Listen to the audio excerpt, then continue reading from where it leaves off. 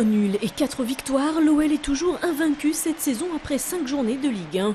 Ce dimanche, face à Ajaccio, les Lyonnais se sont montrés réalistes pour l'emporter 2-0 à Gerland et poursuivre leur marche en avant. L'occasion aussi pour Rémi Garde de tester son effectif enfin au complet et d'aligner une défense inédite Biševac-Lovren. Une charnière serbo-croate qui s'est montrée efficace, d'autant plus que Dejan Lovren a ouvert la marque.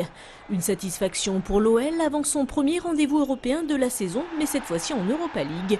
Jeudi soir, Lyon accueillera le Sparta Prague puis se rendra à Lille dimanche pour l'un des chocs du championnat. Une semaine chargée pour permettre à l'OL, qui n'a pas encore rencontré les grosses cylindrées de Ligue 1, d'évaluer vraiment son niveau.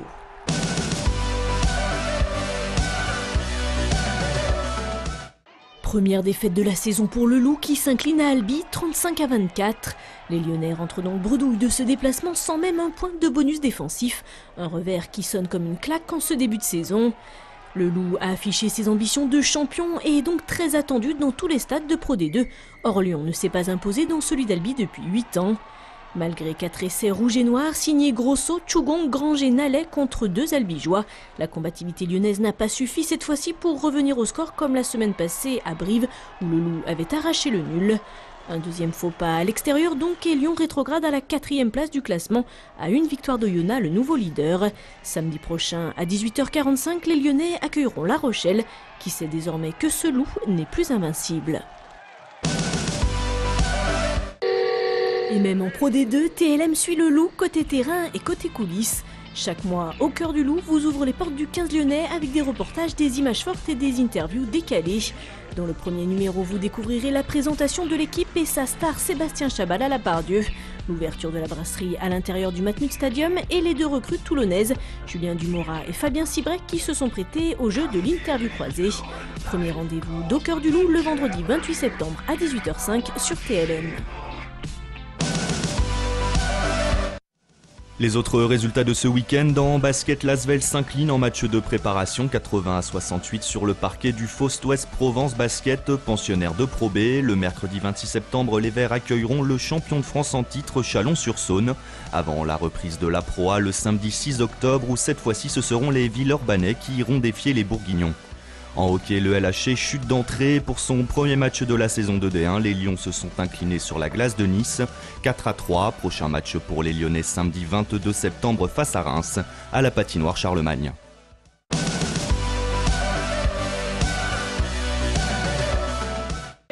Édition sous le soleil de 10 bougies pour la Lyon Free VTT cette année et 9 842 participants à s'être élancés sur les 3 parcours, experts sportifs et rando.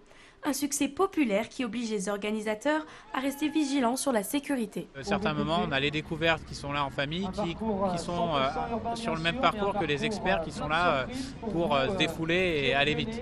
Donc c'est le respect de chacun et le respect des automobilistes, des passants, voilà, traverser la ville tranquillement dans un esprit de fête.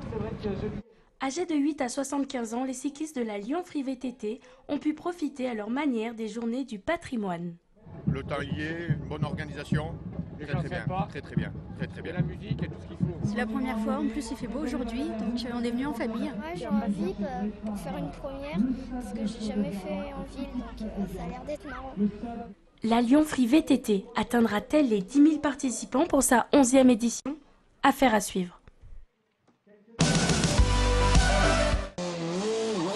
Nous sommes la plus ancienne course de côte de France même et nous sommes toujours en clôture du championnat de France de la montagne.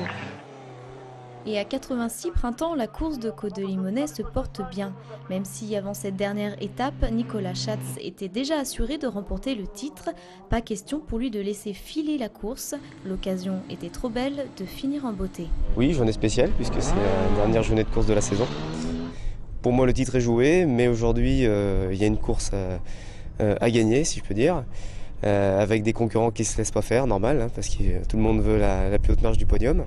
Cerise sur le gâteau pour le pilote de Mâcon, âgé de 27 ans.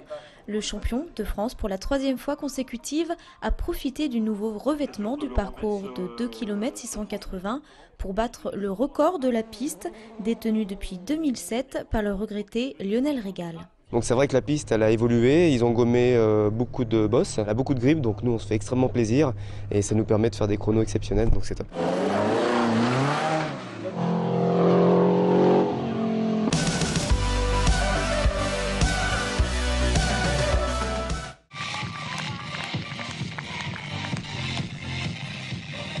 J'ai amené Breath du groupe Prodigy.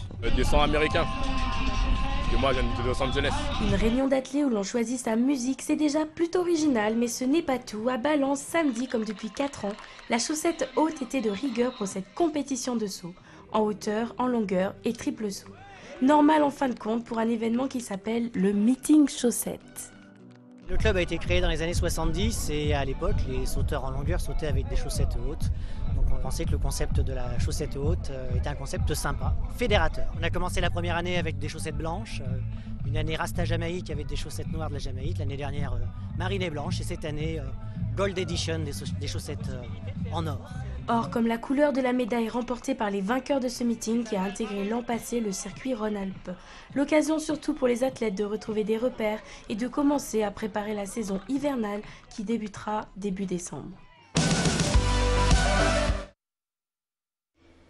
Bienvenue à My Gym Lyon, le club près de chez vous que nous avons choisi de vous présenter aujourd'hui et qui vient d'ouvrir ses portes dans le 3e arrondissement de Lyon.